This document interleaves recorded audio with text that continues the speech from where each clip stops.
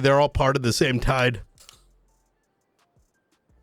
And that tide is controlled by corporations, I think.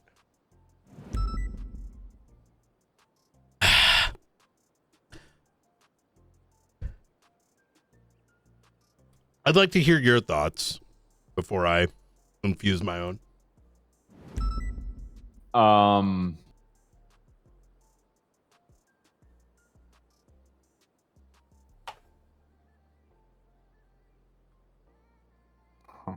It's a tough position that we're in. Kind of like I said, we need them and we need the things that they give us. But at the same time, what happened yesterday and some of the deeper things that were unfolding and the concept of conducting these things without telling us, leaving us in the dark, utilizing military equipment in situations where it's unwarranted. These are the kind of things that you run into when you deal with a private military contractor that doesn't adhere to the same standards that we do. And that's an inherent conflict that we have to deal with. It's not unlike, I imagine, to a certain degree, the conundrum that many of these street gangs are out there dealing with the faceless. It's like, we need them to get the things that we want, but at the same time, they're destroying the very state and the concepts, fabrics of our society that we hold near and dear.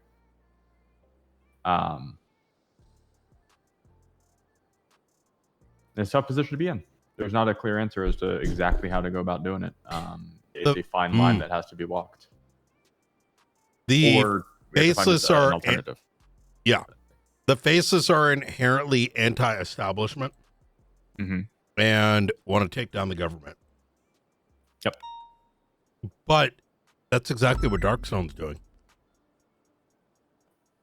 Just without the stated intent to do so. By the actions that they're taking, they are shredding away the fabrics, the protections that our government, our society offers to its citizens.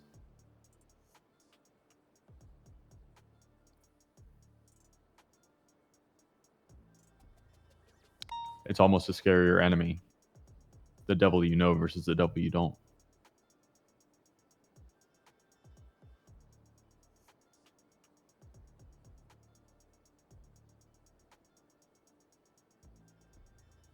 Why would they give them the bomb?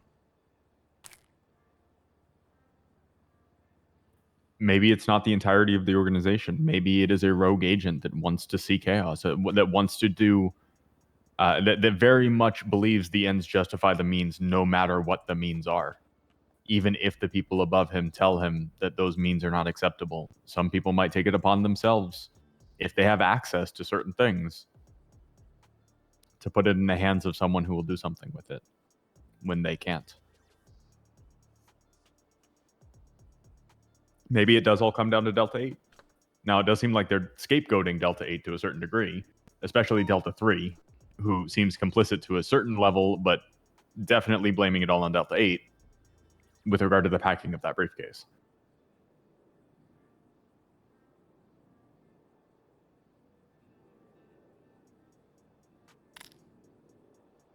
Given other indications that Delta 8 might be rogue or just truly that much of an idiot, but more likely rogue. Maybe it's contained to that. Maybe there are a handful of others within the organization. Maybe it's the secret objective of the organization as a whole, and they're good at covering it up, except for some small assets. That is all still to be determined. Okay, so then let's presume the following. So he already had a cover story for, he indulged on his own accord the missing briefcase.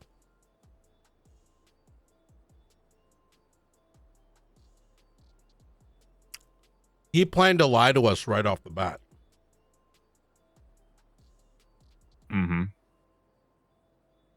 And he conveniently lost 3 briefcase. But it was actually based on his statement at the end when I called him out.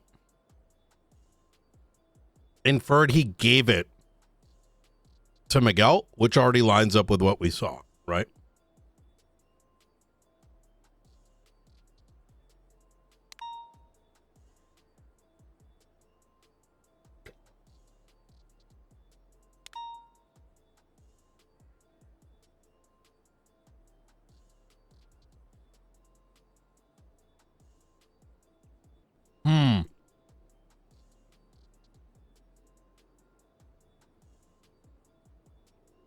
Why?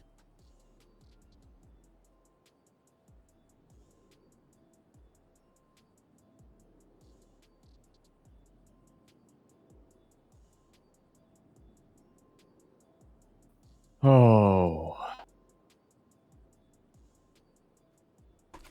I mean, yeah, because he said the briefcases, one had some equipment in it, which was nondescript, and then the other two had random documents. What was the color of the briefcase that he handed to Miguel? Silver, I believe. The silver one was the one that had equipment in it. The black and the purple ones just had documents. Well, I imagine the silver was the bomb. Right, but he referred to it as equipment. So if he was handing over equipment to Miguel, what was the equipment that was supposed to be inside the briefcase if it wasn't the bomb? Like, what did Delta One think he was actually handing over to Miguel? If Delta One didn't know it was a bomb, if we go with his theory. I'm gonna go a bit further. Why would you why would you give Miguel a bomb to take out the Epsilon building when he could quite literally give us the tools to take down the fucking antenna? There's a lot of other ways that building can be taken out, no? That's where it doesn't make any sense. What if that wasn't the original objective? Well, there might be more, right? It might be the entire building. It doesn't mean we can't seize it. No, my point is, what if Miguel used the bomb there, but that wasn't necessarily the intent of what giving it to Miguel was? Oh, maybe it was to blow up the Echelon building. We still don't know what the fuck Miguel arranged, right? He was on the phone with Charlie, right?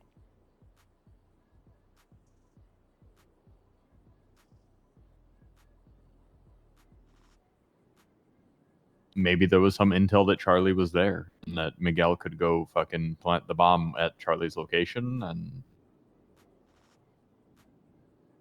they wouldn't see it coming because it's not, obviously they'd see a cop coming or Darkstone assets coming, but if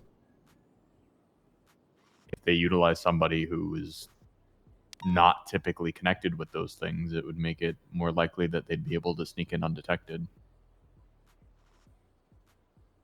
And also, obviously, we're not going to plant a bomb in a building as law enforcement. He would have had to contact somebody else to do that. If, God forbid, a Darkstone asset got caught doing that, that would destroy the relationship between Darkstone and us, which is not a risk that they could take. They'd had to get a third party to do it if they wanted to. Yeah.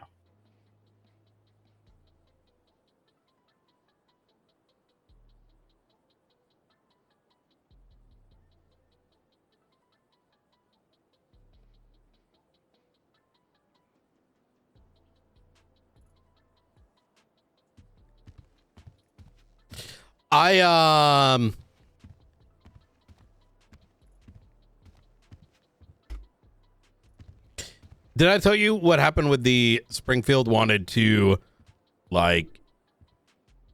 indefinitely seal the Miguel subpoena?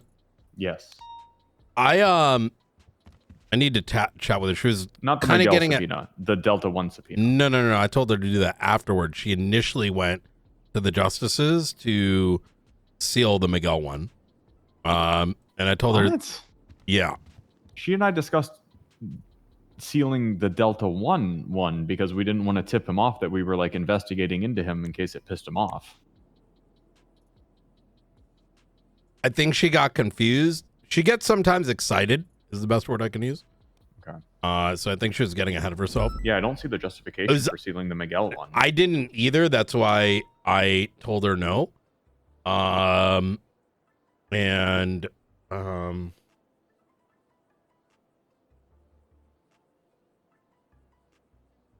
Yeah, I told her no. And then I went to go talk to this Chief Justice about it just to make it clear, look, if they're civilians here, we don't need to be doing that, right? Yeah.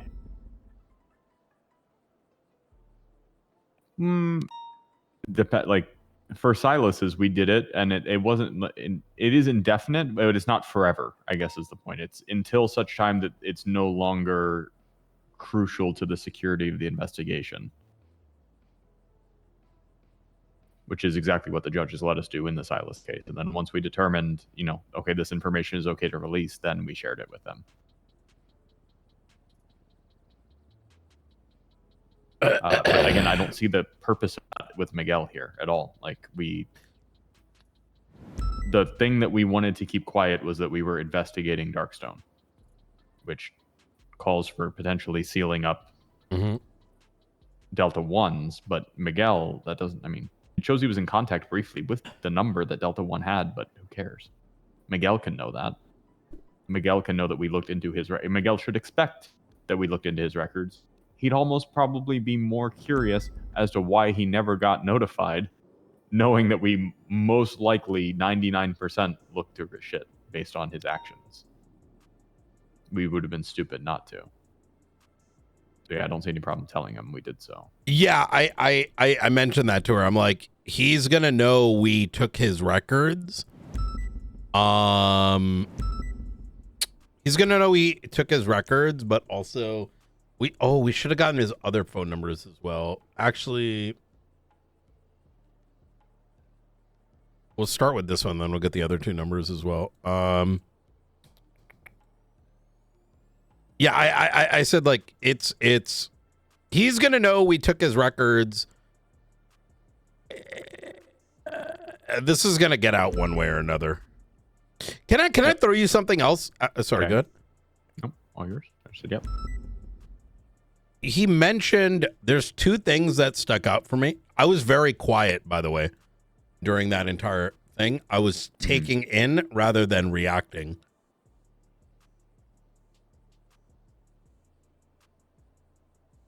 And it paid off. But he only for the first time said he's working with New Babylon.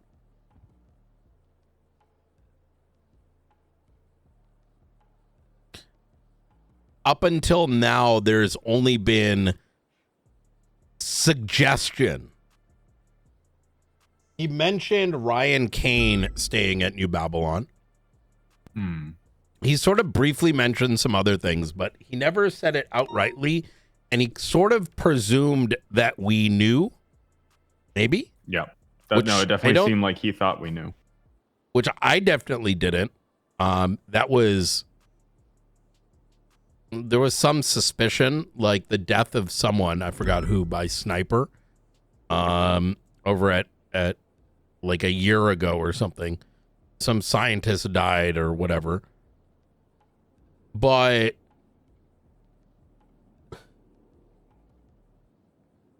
it's hard. You can never trust a liar.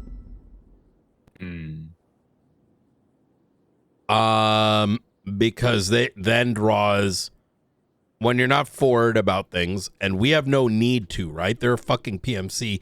They effectively work for us, right?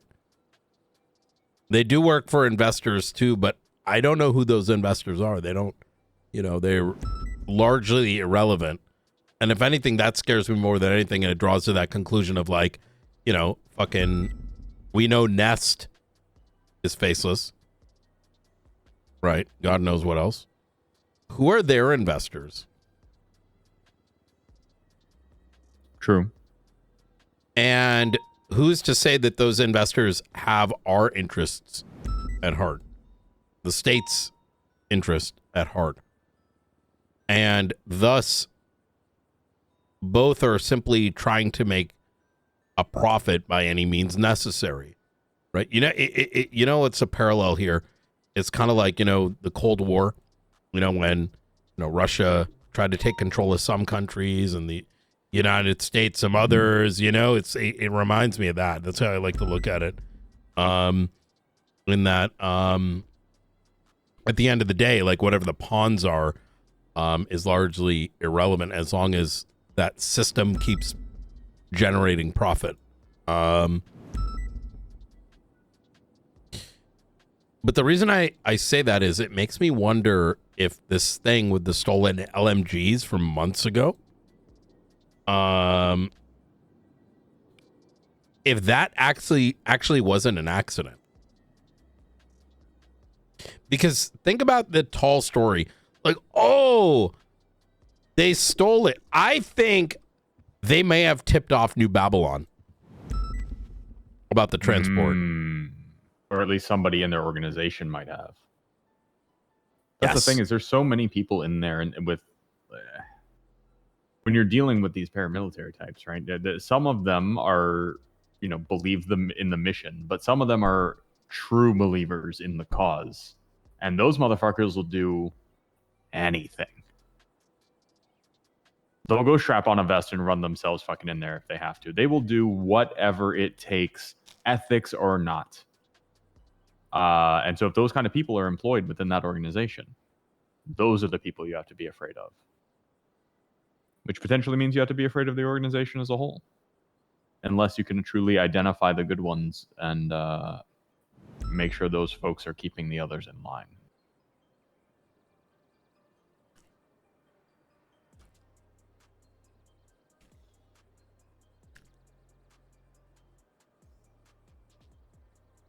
If Darkstone is funding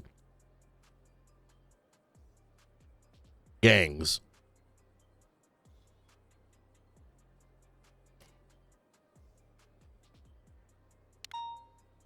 what if they continue to do so?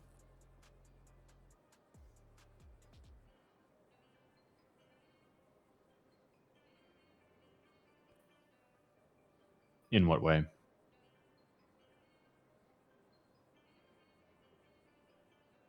Well, they gave him a bomb, right? We don't know fully for what. Well, I mean, if they continue to do these things, it would impact several things. What are you impacting specifically? Sure. Like, so they gave them a bomb, right? Who's to say they're not going to do it again? Nothing. No one. Mm-hmm.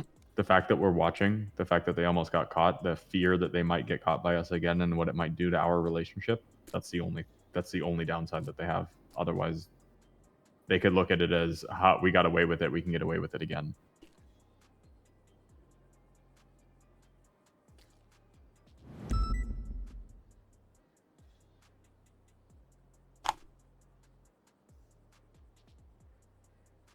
In short, the answer to that is the only thing stopping them from doing so is us.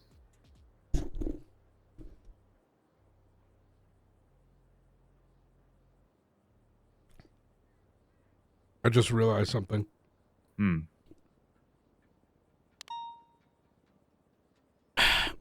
They're not going to do anything to us. To us? Mm-hmm. They're never going to cut these ties.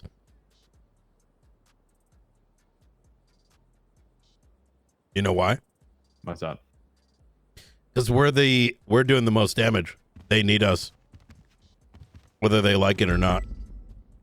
They have the fancy toys. We have the mines. You know what I mean? I mean, yeah, they almost lost their fucking missiles. We saved them. Yeah. And we didn't even fucking know about it. They had all the intel and every bit. And like, we didn't know a single goddamn thing. We're sitting there trying to put the square peg through the circle hole. And we managed to squeeze that bitch through. When I realized there were missiles, I was fucking dumbfounded. We almost didn't, though. You know, myself and Riker had this realization that there's the cops that grew up playing Arma, and there's the cops that grew up playing Fortnite. So I think you were down by this point, but there was a whole debate on radio what the word secured meant. Because I kept hearing van secured, and I was like, oh, good. Okay, that means let's move that shit out. And then someone else would be like, it's not secured. There's shooters there. And I was like, and I was like, okay.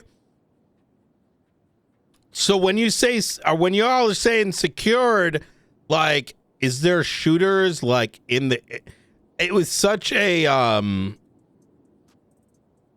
don't know how to put this. It's like that word has so much meaning to it, specific meaning, that there's confusion over it. And I don't know which one was right or wrong. I want to be clear about that. That a secured van is not sitting in the middle of gang territory. No. A secured van is not going to be surrounded by active gunfire. No. There was also a debate after the fact as to whether we keep the van there while there's an active shootout and we have to win the match first, like for any other way of putting it. And I was like, that's the cops defaulting to 37 alpha protocol. Exactly. And I was so annoyed. Like, I'm like, brother, like, this isn't a bank truck. It's not a meth run. It's not a meth run. Yeah. Yeah, I mean, but that's, I mean, your rank and file, right? That's literally how they're trained. That is the way they're trained to react to situations. They are not prepared, and they need to understand that when we issue commands on scenes like this, I don't care what you're normally doing. This is not a normal situation. This is not your standard ping that you got off dispatch. This is real shit. Yes. It's time to pony up and realize, lock the fuck in. Know your shit. Listen to your commanding officers. Oh, I got asked, do we have PC? Do we have like the PC hearing over the radio? That almost, I was like, just pull over to the fucking car. Like holy fuck, there's no way. This was D too. And D's not a dumbass, but like, it was just blowing my mind. Like, do they not train in LSPD that if you're, your command's not going to tell you to do something unless, they have reason for it. Look at who's in command and high command and tell me that you truly believe the words that just came out of your mouth. Well, I mean, I'm not saying they do, but rather they're responsible for it, right? Correct. But they do sometimes issue orders that their subordinates literally have to question before they execute them because they probably will commit an illegal act if they follow through with said order. Oh my God.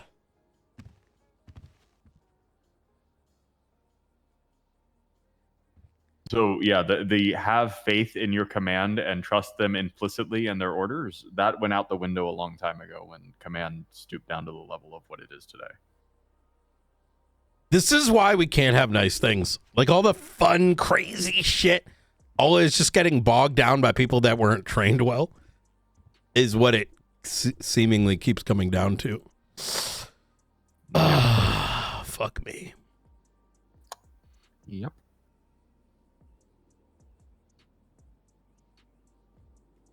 I did start a report on this. I just started jotting down all the stuff. I can't see my MDT at the moment, but it's a Marshal Command report, so it's only very good, very good. Can you find the thing with the missiles and put that? At the moment, but I will look for it. And let's put that into classified. Can I get classified tags? Yeah. Okay. I'll get that sorted.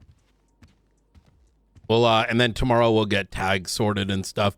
I think we even get the basics going. I think we may need to have more than one command meeting and maybe even make it recurring so we can start to iterate. I think there's a lot of work that I want to see done from an administrative management perspective because, yeah, we have a lot on our plate, but I'd rather our foundation being strong for the future. And before that, I've got, and obviously I'll talk about it more at the meeting, but I've got a little bit of proposed, not restructure, but slight modification of the ranking structure that we've got right now. Okay. To make things a little bit more clear, make it open up for a little bit more folks. Okay. If you want to, that's if it's why something... I put out that thing of getting everybody shift, because I want to move slightly more into it rather than us trying to deal with, okay, you've got these people, but some of the people under your command are literally the diametric opposite schedule of you. We need to get into shifts and shift command. And No. Well, we can talk about that. I have a very different philosophy. Okay. Well, yeah, I think that's you and I should talk about that instead of bringing it into a command meeting, because Okay. that's could be an hour-long conversation in and of itself. Yeah, that's fair. Okay. I think what you're pointing at is a separate issue, in that we don't have enough command, right? Or not the right people are in the right. Let's take a little break and then let's talk about this. Yeah, we can talk about it. Yeah, sounds good. I'm gonna 42 for about an hour, and then I'll be back and we'll chat. Easy. Talk to you soon.